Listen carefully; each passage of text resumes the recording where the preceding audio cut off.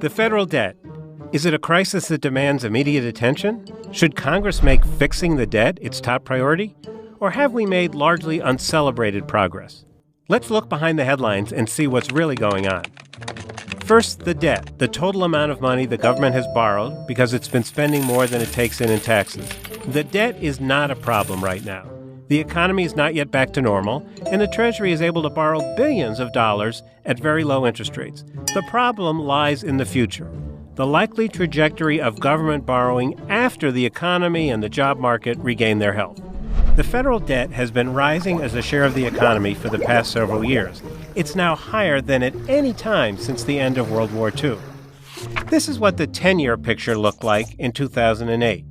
Before the Great Recession, the debt was about 35% of GDP, the value of all the goods and services produced in a given year.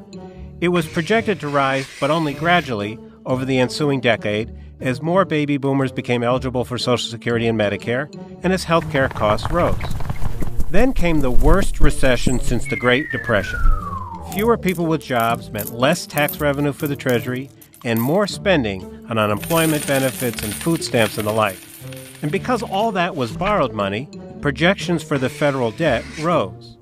And then, to fight the misery of the recession, President Obama persuaded Congress to pass an $800 billion package of tax cuts and spending increases, the stimulus, or as he prefers, the American Recovery and Reinvestment Act. That meant still more borrowing.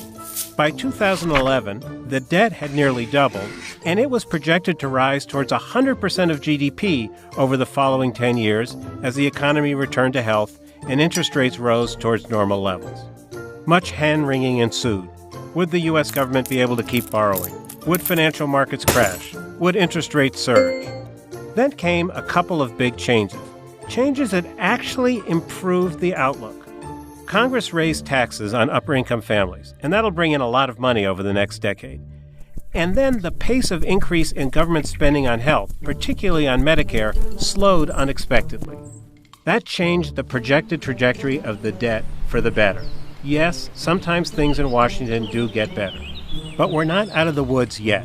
The debt is still high by historical standards, and it's forecast to keep climbing, from around 75% of GDP today to 80% of GDP by 2024. And it's projected to climb higher after that. This is a trend that cannot be sustained indefinitely.